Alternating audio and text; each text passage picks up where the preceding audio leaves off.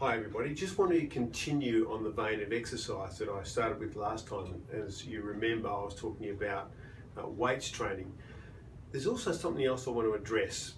A lot of people are into cardio training and I don't have a problem with that.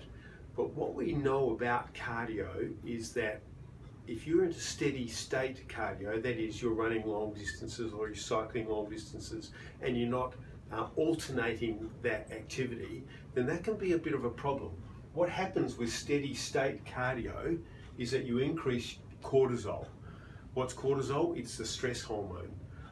When cortisol hangs around in your system, it does some nasty things to you. One is it tends to increase your fat production. So you're doing this exercise and you think you're going to lower your weight, but at a certain point that will plateau and you could even actually gain weight, because cortisol is a survival hormone. It's about when back in the days when we were hunters and gatherers and we needed to put on weight, we needed to have fat as an energy store.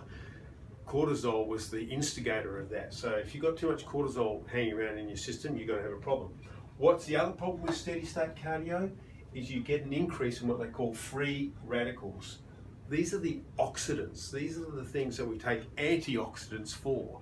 When oxidants get released into your system, they cause damage to cells and inflammation.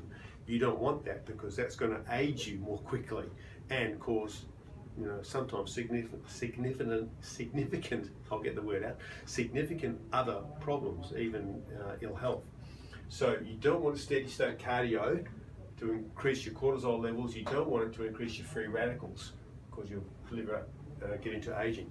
So what's the answer? The research indicates it's high intensity training. That is doing short duration but high intensity workloads.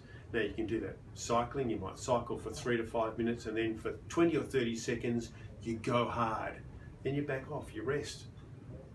Then 3 to 5 minutes later you go hard for another 30 seconds or so.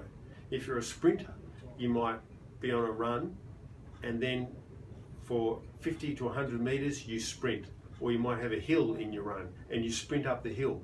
When you spike that heart rate up, you spike your metabolic rate. When you spike your metabolic rate and you do it consistently 2 or 3 times, it stays raised for up to 24 to 48 hours.